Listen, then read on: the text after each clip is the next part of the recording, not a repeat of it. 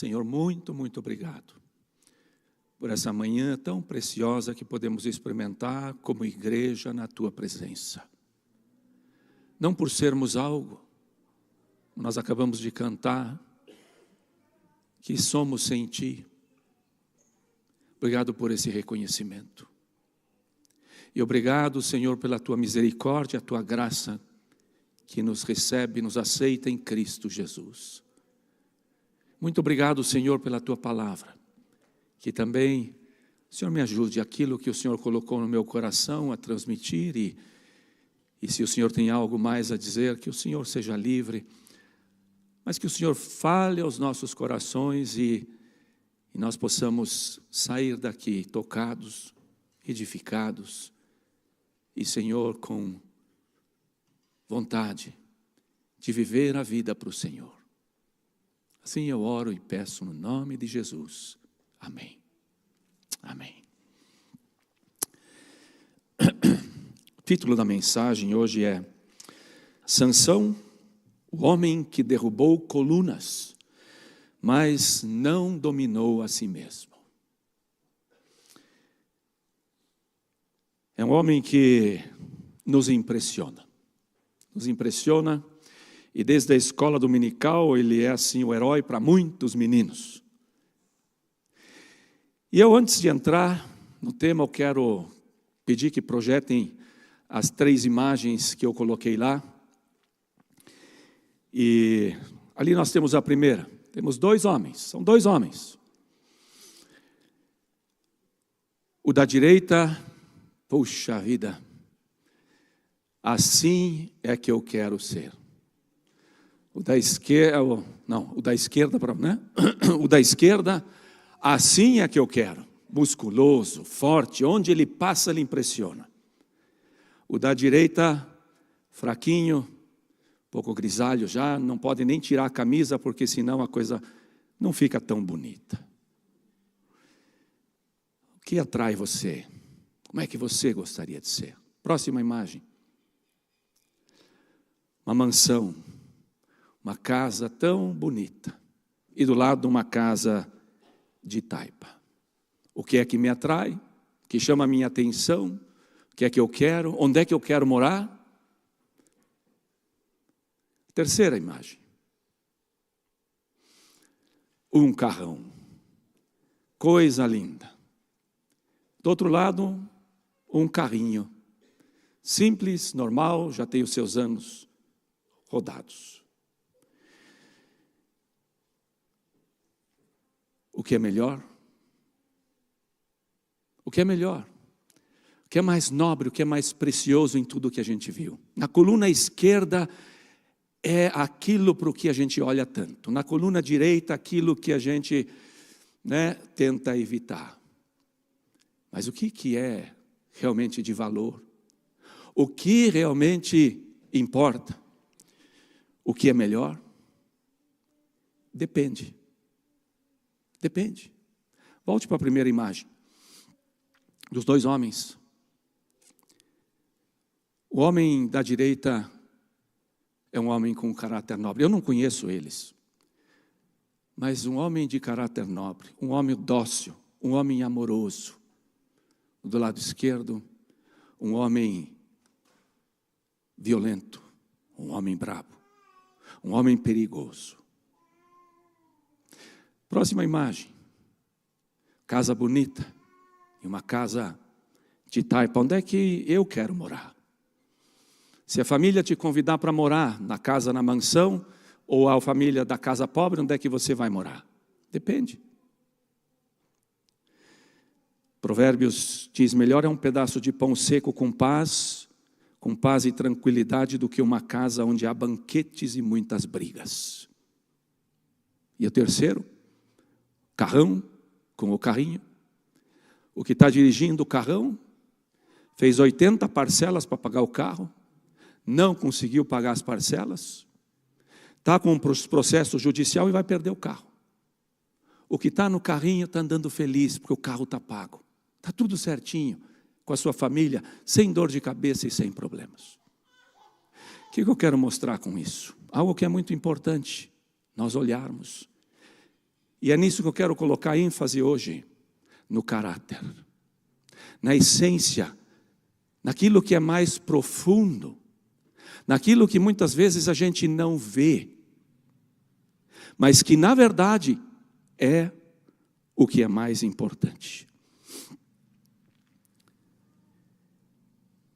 Caráter é uma palavra que nós usamos muitas vezes, é uma palavra que significa deixar ou ter uma marca, e uma marca sulcada, uma marca profunda, é um carimbo. Ou a palavra caráter também era usado no momento em que se cunhava moedas, se colocava aquela imagem com a força de uma prensa de toneladas para cunhar uma moeda. É uma marca. E o caráter é aquilo que está lá dentro, que é muito profundo, que tem a ver com a nossa essência. A Bíblia usa o caráter muitas vezes como sinônimo, coração, ou o caráter é a forma que o meu coração tem. A W. Tozer diz, o caráter é o que nós somos diante de Deus e nada mais. Deus é quem olha e que pode ver no mais íntimo de cada um de nós. Ele vê o caráter, a forma do meu interior. Dwight Moody disse, caráter é aquilo que um homem é no escuro. Reputação é aquilo que eles pensam que eu sou. Caráter é aquilo que eu sou quando ninguém me vê.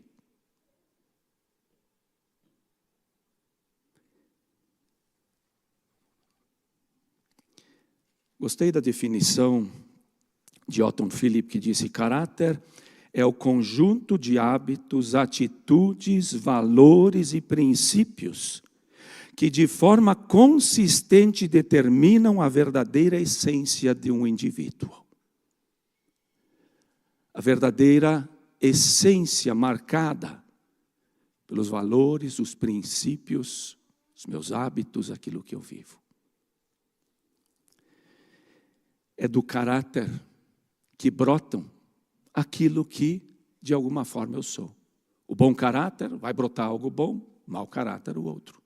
O Jesus mesmo diz, árvore boa, Jesus está falando de caráter. A árvore má produz maus frutos, a árvore boa, bons frutos. E a Bíblia fala muitíssimo de caráter. Um exemplo moderno. A próxima imagem que eu tinha lá, eu mostrei 3, tem uma outra imagem e eu quero contar essa história do espanhol do Ivan Araya. Ivan Araya, com 24 anos, ele estava correndo a corrida de cross country em Burlada, em Navarra, na Espanha, em 2012. Na frente dele ia o queniano Abel Mutai. Corrida. O queniano já era medalhista, já tinha medalha de ouro, e estava prestes a ganhar a corrida. 20 metros antes da chegada, ele se confundiu e achou que já tinha chegado. E ele ele está parando, ele baixa o ritmo e começa praticamente a caminhar. O espanhol Araya, ele chega e ele cutuca o queniano e mostra para ele, corre, corre que você não chegou ainda. O queniano corre e ganha a corrida. Araya fica em segundo lugar, o que muitas vezes não tem muito valor, né? O primeiro repórter que chega para o Araya diz, por que você fez isso?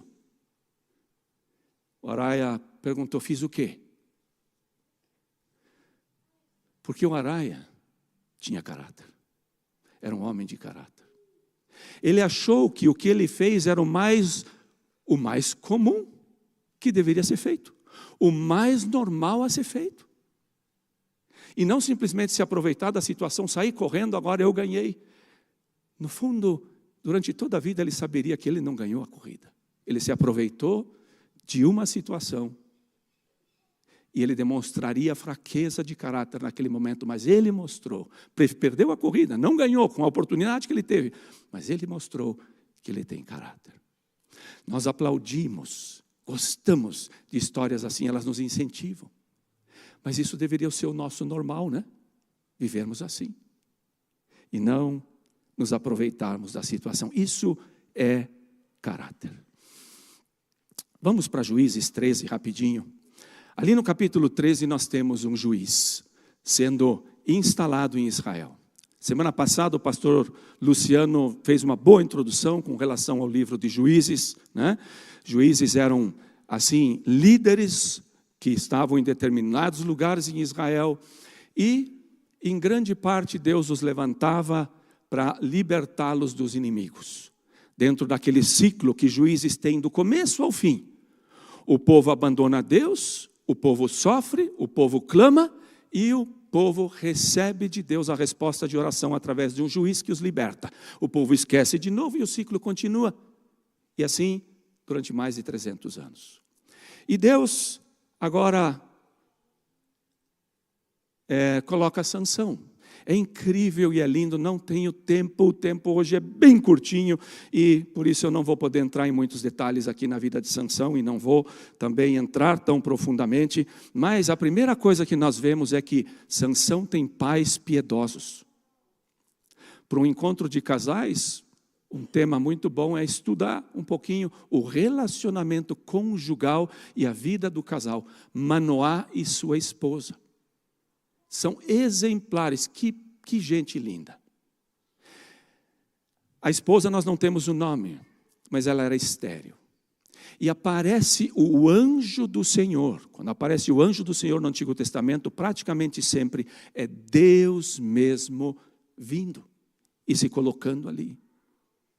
Entendemos na teologia que é o Jesus pré-existente, mas é meio complicado, qualquer dia desses a gente talvez possa ensinar sobre isso. Mas é Deus se personificando e aparecendo. E Deus promete que ela vai ter um filho. E ela é engravida, e ela tem um filho. Quando ele nasce, eles chamam ele de pequeno sol, porque é isso que significa Sansão, pequeno sol. E ele é consagrado ao Senhor com voto de nazireu. Ele nunca podia cortar o cabelo. Então, era cabeludo. Esse homem tinha os melhores pré-requisitos. Era uma criança abençoada dentro de uma família linda e abençoada. Mas a primeira vez que nós lemos sobre ele, capítulo 14, eu quero ler esses 3 versículos aqui. Capítulo 14 de Juízes. Sansão desceu a Timná e viu ali uma mulher do povo filisteu. Quando voltou para casa, disse a seu pai, disse a seu pai e a sua mãe, vi uma mulher filisteia em Timná, consigam essa mulher para ser a minha esposa. Seu pai e a sua mãe lhe perguntaram, será que não há mulher entre os seus parentes ou entre todo o seu povo? Você tem que ir aos filisteus incircuncisos para conseguir esposa? Sansão, porém, disse ao pai, consiga-a para mim, é ela que me agrada. E aqui a gente já pode olhar para o caráter desse homem, pode olhar para dentro dele. A primeira vez que ele aparece, praticamente, é aqui. Primeira coisa que percebemos, a impulsividade dele.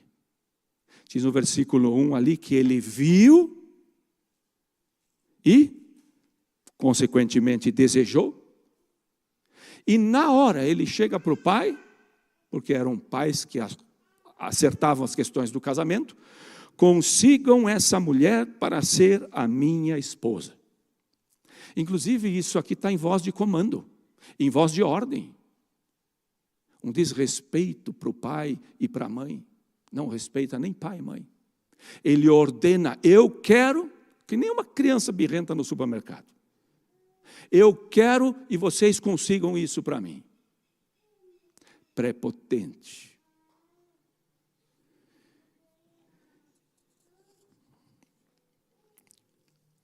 Um homem movido pela sensualidade. ele vê, possivelmente era uma mulher bonita, era uma mulher atraente. E ele diz, é ela que me agrada. O que ele está olhando é só aquilo que está por fora. E ele quer satisfazer os seus desejos sexuais com aquela mulher. E agora, eu quero me satisfazer. Sansão decide baseado na atração visual e não na vontade de Deus. Ele é egoísta, centrado em si mesmo, só pensa nele. Ele diz, isso me agrada. Ele não pergunta se agrada a Deus. Não está preocupado. Ele não pergunta se isso agrada os seus pais. Ele não pergunta se essa esposa vai ajudar ele no ministério que ele recebeu. Ele foi consagrado para libertar o povo dos filisteus. Mas nada importa. Ele só pensa no agora, na sua satisfação.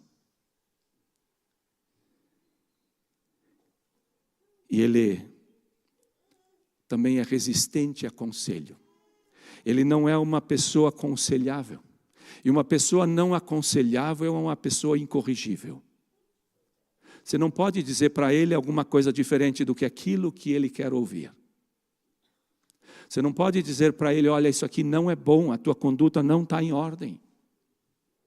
Não. Parte do caráter desse homem é ser incorrigível. E só aqui nessas 3 linhas nós já vimos tanta falha no caráter. Caráter ruim. Que nos impressiona em tão pouco tempo vermos tantas coisas.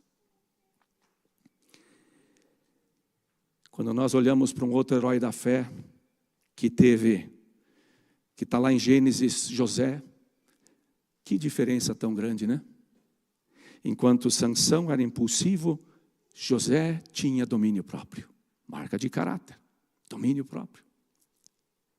José era homem como Sansão, tinha os mesmos desejos que Sansão. Não, eu não vou tocar. Princípio tão importante, quinta-feira no grupo dos homens, abro um pouquinho, né?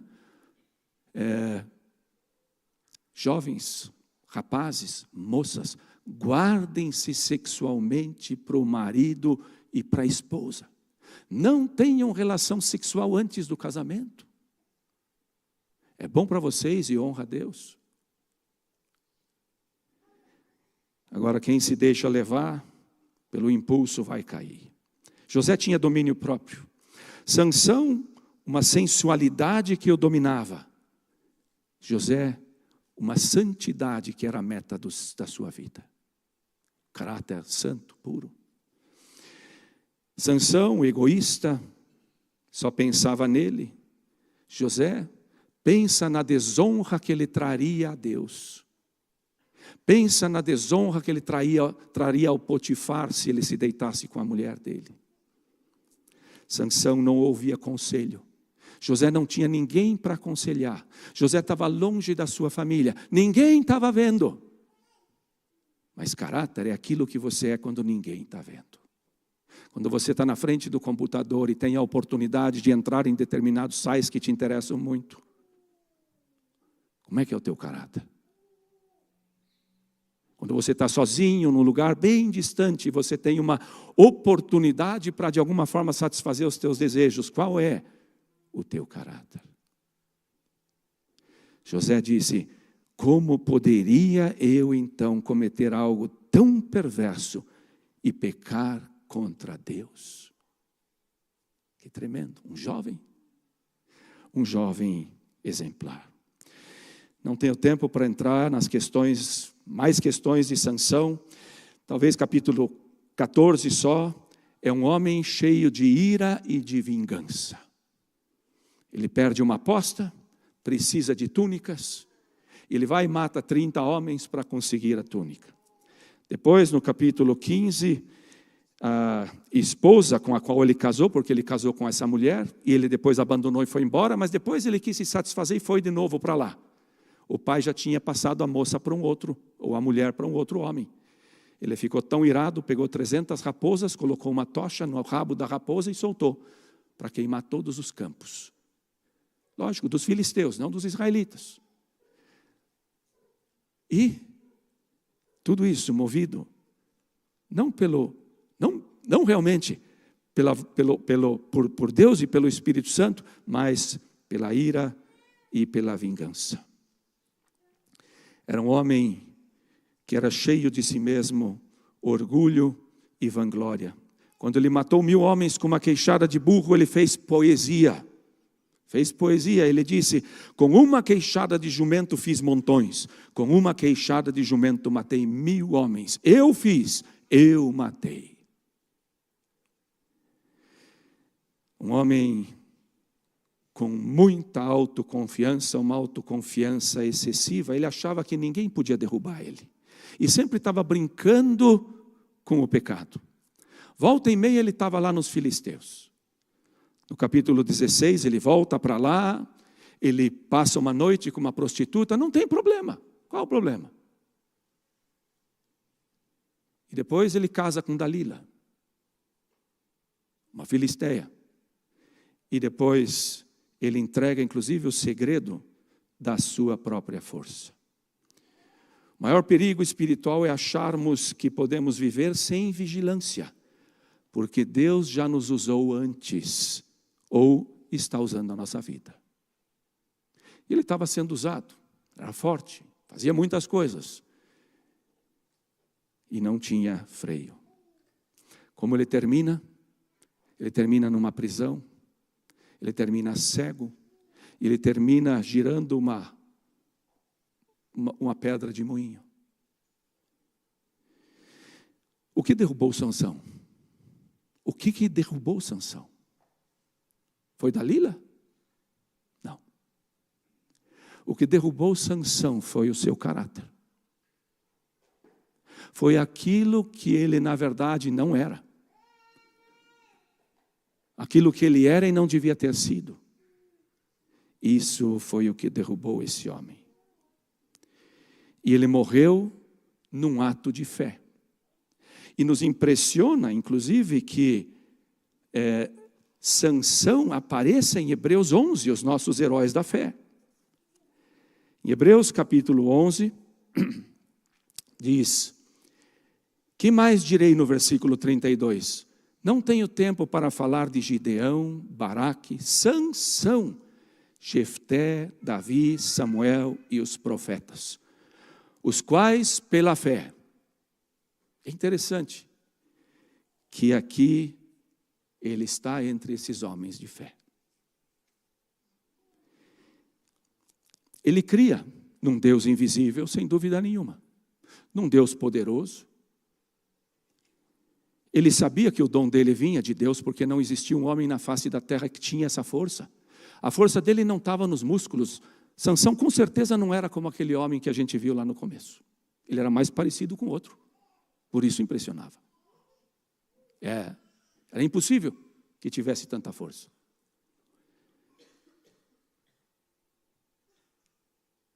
E mesmo estando dentro da lista dos homens da fé, ele foi um fracasso.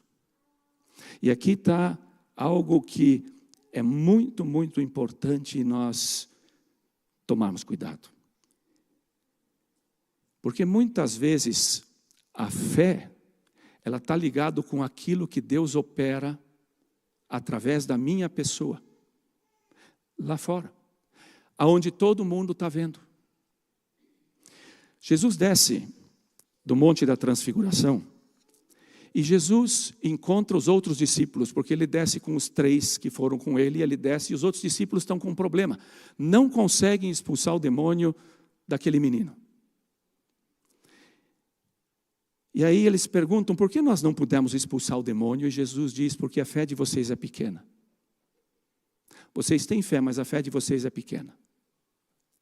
E Jesus diz, se vocês tiverem fé do tamanho de um grão de mostarda, vocês vão dizer para esse monte, mova-se para lá, e ele vai se mover. Nós olhamos e dizemos, é essa fé que eu quero. Essa fé que leva montanhas de um lugar para o outro. Mas Jesus não para ali. Jesus continua e diz: mas esta espécie ou esta casta de demônios só sai pela oração e pelo jejum. Se não conseguimos expulsar, o que está acontecendo? Falta alguma coisa lá dentro. O que Jesus está apontando? A oração e o jejum são exercícios espirituais que a gente não faz simplesmente para ganhar mais poder. Oração e jejum são para que o nosso coração se alinhe com Deus. Para que nós sejamos moldados. E não existe nada, junto com a palavra de Deus, que nos molde tanto como a palavra, a oração e o jejum. E Jesus está falando de um poder aqui, que vem de uma vida consagrada a Deus. Esse é o poder que Deus procura. Isaías 33:15. Aquele que anda corretamente, caráter. Fala o que é reto, caráter. Que recusa o lucro injusto, caráter. Cuja mão não aceita suborno. Que tapa os ouvidos para tramas de assassinos e fecha os olhos para não contemplar o mal. Esse é o homem que habitará nas alturas. Quem entrará no meu santuário, Salmo 24? Aquele que tem as mãos limpas e um coração puro. Pureza de caráter. E ele termina assim: seus olhos verão o Rei em seu esplendor. Esse é o poder da marca de Deus na minha vida. É interessante que a palavra caráter só aparece uma vez na Bíblia. E a palavra caráter, ela aparece ligada com Jesus. Ela aparece em Hebreus capítulo 1, versículo 3. Ali diz assim: ele, Jesus, que é o resplendor da glória e o caráter do seu ser. A nossa tradução é a expressão exata do seu ser. Jesus é exatamente igual a Deus, porque Ele é Deus. Mas em Jesus está impresso, cunhado, exatamente esse caráter perfeito. E isso só acontece através da comunhão com Deus. Um dos textos mais duros no Novo Testamento, e que todos devemos prestar atenção, principalmente quando nós somos crentes. Mateus 7, 21, 23. Nem todo aquele que me diz Senhor, Senhor entrará no reino dos céus, mas apenas aquele que faz a vontade do meu Pai que está nos céus. Muitos me dirão naquele dia: Senhor, Senhor, não profetizamos em teu nome não expulsamos demônios e não realizamos milagres? Então eu lhes direi claramente: nunca os conheci. Afastem-se de mim, vocês que praticam o mal. Aqui Jesus está falando de pessoas que caminhavam numa fé sobrenatural. Mas elas não caminhavam em santidade. Elas caminhavam numa fé onde os dons se manifestavam de uma forma assim impressionante. Elas profetizavam sobrenaturalmente, elas expulsavam demônios, que é sobrenatural, e elas, inclusive, eram usadas para fazer milagres. A pessoa pode estar falando em línguas, tem outros dons que nós poderíamos mencionar aqui. Andando no sobrenatural, e nós gostamos e aplaudimos e olhamos para essas pessoas como super-homens. Mas é incrível o que Jesus diz aqui, quando ele termina. Ele diz: nunca conheci vocês, afastem-se de mim, vocês que praticam o mal. Qual era o problema?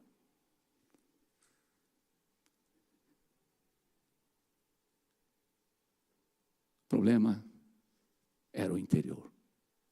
O problema era o caráter. Pessoas reprovadas, porque não permitiram que Deus trabalhe as suas vidas. Todos nós temos um caráter torto. E a Bíblia chama de santificação o processo onde nós somos moldados interiormente. E essa é a obra maravilhosa de Deus. Hebreus 11 tem uma parte que é impressionante. Continuar lendo. Os quais pela fé conquistaram reinos, versículo 33, praticaram justiça, ou seja, venceram batalhas, alcançaram o cumprimento de promessas, Abraão, fecharam a boca de leões, Daniel, apagaram o poder do fogo, Sadraque, Mesaque e Abednego, lá com Daniel, escaparam do fio da espada, foram protegidos por Deus sobrenaturalmente. Elias, por exemplo, da fraqueza tiraram força, tornaram-se poderosos nas batalhas e puseram em fuga exércitos estrangeiros. Quanta coisa tremenda que aconteceu pela fé. Houve mulheres que pela ressurreição tiveram de volta os seus mortos. Imagina, até isso essas pessoas receberam pela fé. Pensamos na Sunamita, Marta e Maria, que receberam o Lázaro. Porque Deus é tremendo e Ele age, eu não estou diminuindo isso. É maravilhoso viver e experimentar a grandeza e os milagres de Deus e o poder de Deus dessa maneira. Mas eu acho que é tão lindo e tão importante que Hebreus não para ali. E ele diz, versículo 35 em diante. Uns foram torturados e recusaram ser libertados para poderem alcançar uma ressurreição superior. Torturados, tiveram sofrimento, foram perseguidos, passaram por momentos extremamente difíceis. Talvez oraram, livra-me, Senhor, abre as portas da prisão, faça com que as coisas mudem. Elas morreram. Mas elas morreram com o seu coração firme no Senhor. Outras enfrentaram zombaria e açoites, outras ainda foram acorrentadas e colocadas na prisão, apedrejados, cerrados ao meio, postos à prova. Homens e mulheres de Deus, com fé, entregados ao Senhor, mas que experimentaram quase só dureza e dificuldade na vida. Pense em Jeremias. Primeira igreja. Quantas dificuldades, a sua fé era posta em prova constantemente. E sabe, essa fé é a fé preciosa. Porque essas pessoas foram se tornando cada vez mais perseverantes, fiéis, colocavam a sua esperança cada vez mais nas coisas eternas, cada vez mais integridade, desapego, viveram como peregrinos, e ele termina dizendo, o mundo não era digno deles. De quem ele fala isso? Desses homens que sofreram. Quantas vezes a gente sofre perdas grandes? Quantas vezes, de repente, alguma doença? Quantas vezes uma zombaria? Quantas vezes temos um prejuízo grande porque nós somos pessoas de caráter? Ele está falando aqui que a fé nem sempre faz você andar sobre a água. Muitas vezes nós vamos sentir que a água está até aqui ou até mais alto e a gente não tem mais ar para respirar. Mas é naquele momento onde Deus está conosco. É ali onde Deus está trabalhando e transformando, talvez como nunca, a nossa vida. Tempos de bonança, tempos de facilidade, tempos de milagres, não são os tempos onde a igreja mais cresceu. Basta olharmos para a China, basta olharmos para o Irã, basta olharmos aonde for. Os tempos onde a igreja mais cresceu, foi nesses tempos onde homens e mulheres foram moldados profundamente. Charles Spurgeon disse, o caráter é o sermão mais poderoso que alguém pode pregar. O caráter é o sermão mais poderoso, e nós estamos falando do príncipe dos pregadores, porque ele foi um dos maiores pregadores do mundo. Ele está dizendo, Deus quer usar cada um de nós como uma pregação, através de um caráter transformado. Eu não tenho tempo. Gostaria muito de poder pegar aquela lista de 1 Timóteo capítulo 3 dos diáconos, que fala como os diáconos devem ser respeitáveis, devem ser sóbrios, devem ser amáveis, marido de uma só mulher, governar bem a sua casa. Do que ele está falando? Antes disso ele falou para os pastores, para os bispos, uma lista muito parecida. Não são aqui ordens que você simplesmente vive, não, isso aqui é assim, assim. Não, ele está falando de caráter. Todos os requisitos para se colocar um pastor ou um diácono são requisitos de caráter. Essa pessoa tem que ter alcançado um nível de um caráter que agrada a Deus, que impacta na vida das outras pessoas e que ajude a que a vida das outras pessoas sejam transformadas. E para que Paulo coloca esses requisitos? Paulo não coloca esses requisitos para colocar aqui os pastores, esses são os santos, os diáconos também são santos, e os outros, não.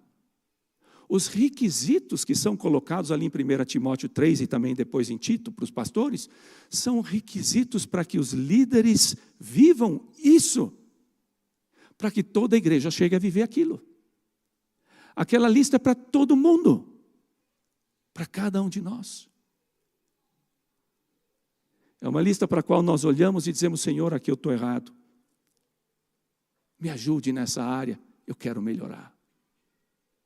Porque Deus, Ele quer usar a tua vida, quer usar a minha. E gente, nós somos fracos. Nenhum de nós pode se colocar aqui na frente e dizer: olha, eu sou realmente um exemplo, olhem para mim. Mas sabe que nós recebemos um grande presente.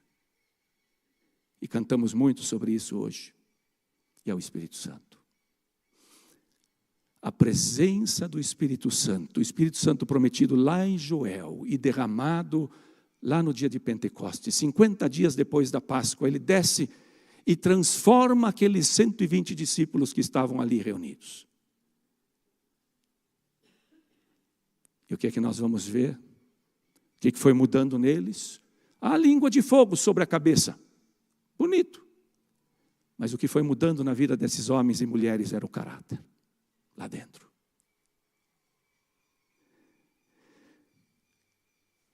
Um dos textos usados muitos para a diaconia é Atos capítulo 6.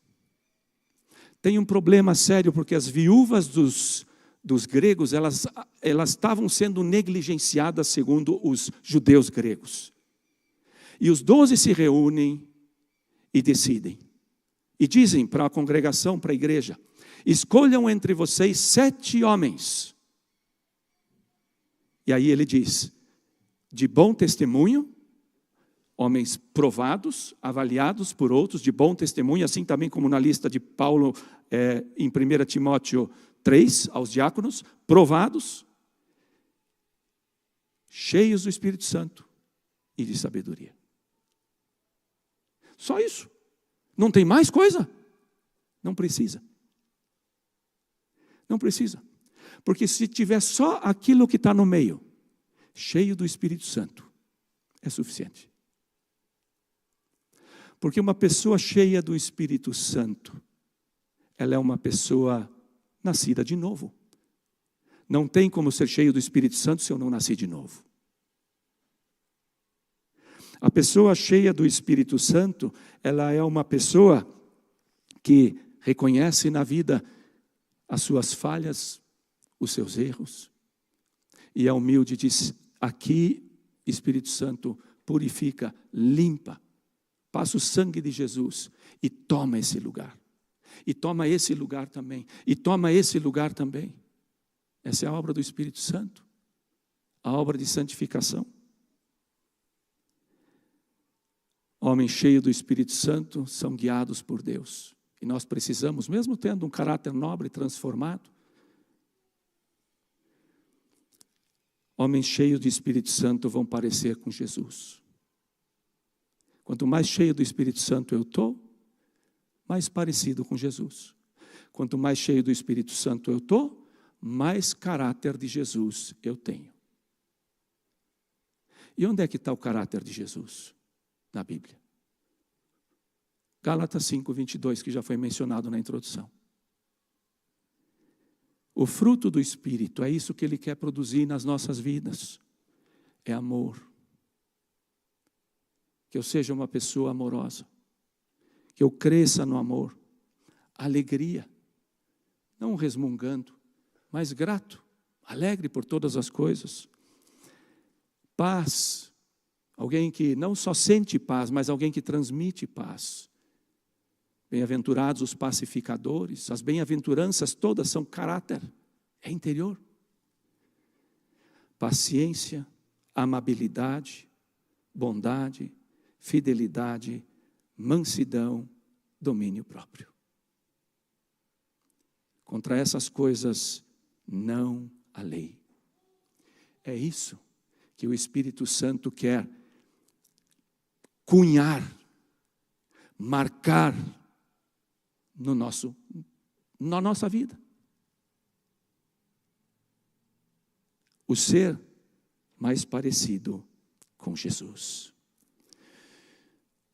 Termino com esse exemplo. Um homem que me marcou profundamente na vida é o pastor Edmund Spicker. Eu ouvi várias pregações do pastor Edmundo. Ele que é casado com a Marli. E ele tem idade para ser meu pai, é verdade. Mas no pastor Edmundo eu sempre vi assim, um homem que sim passou por muito sofrimento. Ele escreveu o livro Foi Assim. Vale a pena ler. Quando ele esteve na Segunda Guerra Mundial, com a mãe, tudo que eles passaram e tudo mais. Depois na vida também, não teve uma vida fácil. Mas foi um homem que Deus moldou, que Deus transformou. E eu ouvi muitas mensagens do pastor Edmundo, mas eu não lembro nenhuma delas. Com certeza eu aprendi uma coisa aqui e outra lá, a gente não lembra. Mas sabe o que eu lembro? Eu lembro do caráter desse homem. Um caráter lapidado. Um homem que é amoroso. Um homem que é paciente. Um homem que é amável, que é benigno.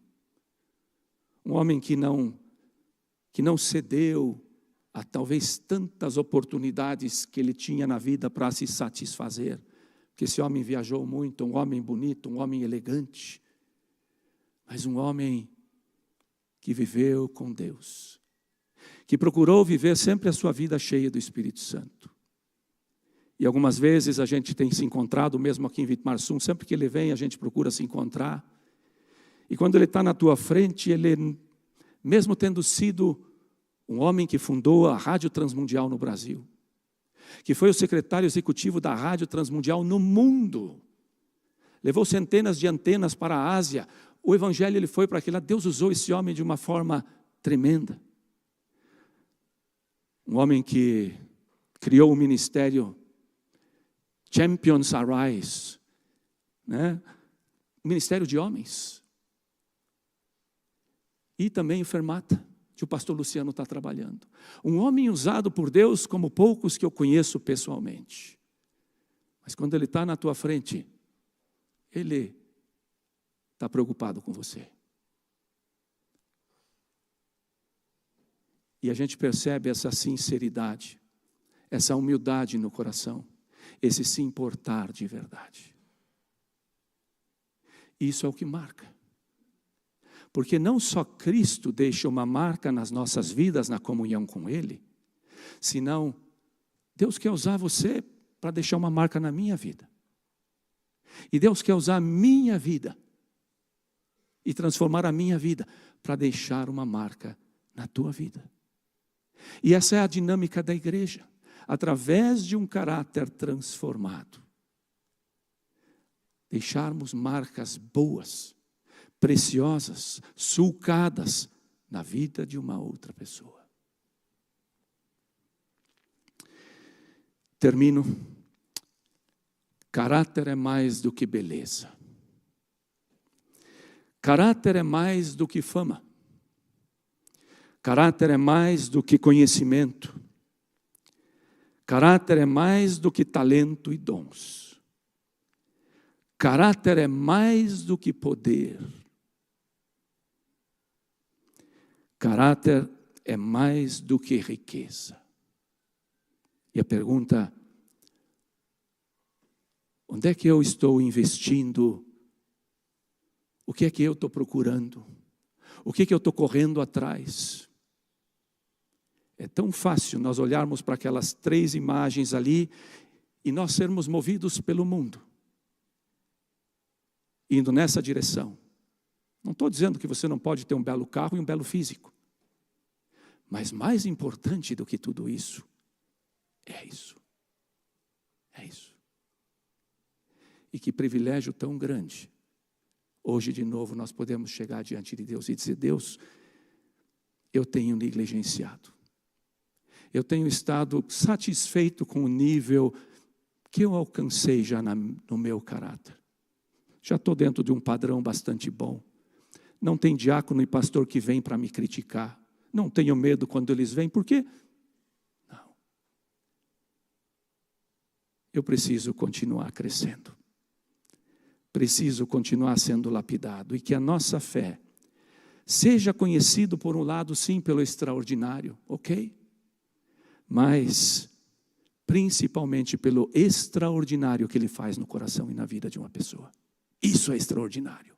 Isso é tremendo. De um homem pecador, de um homem muitas vezes miserável, que não tem mais chance nenhuma, Ele faz. E por isso nós pregamos o Evangelho lá fora, não importa quem. E mostramos e apontamos para Cristo, porque Ele é poderoso para transformar o mais vil pecador. Cunhado nele, com o próprio caráter de Cristo. Nada é mais importante do que isso. Amém. Vamos levantar, vamos orar. Senhor, nós te agradecemos de coração por esse belo momento, esse tempo juntos. Senhor, que alegria ver como Teu Espírito Santo trabalha e guia aqui também na igreja. Que alegria, Senhor, é podermos ter um casal de diáconos de novo na nossa igreja, para servir, para ajudar, para complementar, para ser usado pelo Senhor aqui ou talvez lá fora, porque a gente pensa nos diáconos de Atos, que também muitas vezes foram usados poderosamente lá fora e muitas vezes lá longe, enviados. Senhor, obrigado, principalmente pela Tua obra lá dentro de cada um de nós. Senhor, e nós continuamos hoje aqui, não como heróis e pessoas que mesmo tendo vivido talvez 20, 30, 40 anos na fé, e talvez experimentado coisas grandiosas, mas talvez negligenciado a essência. Negligenciado, Senhor, a comunhão com o Senhor, a comunhão com a palavra, o tempo de oração, o realmente confessar pecados e dizer: isso não está em ordem, isso não pode fazer parte da minha vida. Eu quero a presença do Espírito Santo me inundando. Como cantamos: Senhor, encha-nos, encha-nos. Precisamos estar mais vazios de nós mesmos, dos nossos próprios desejos, das nossas vontades.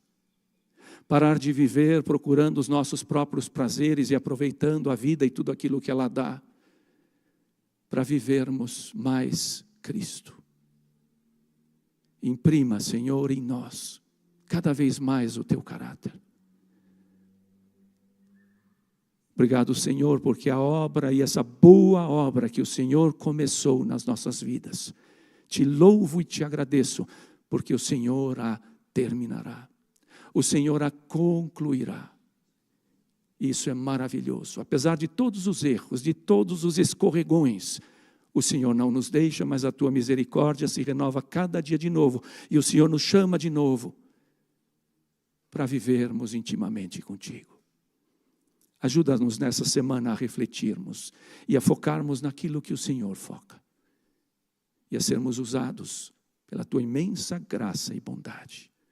O Senhor te abençoe e o Senhor te guarde.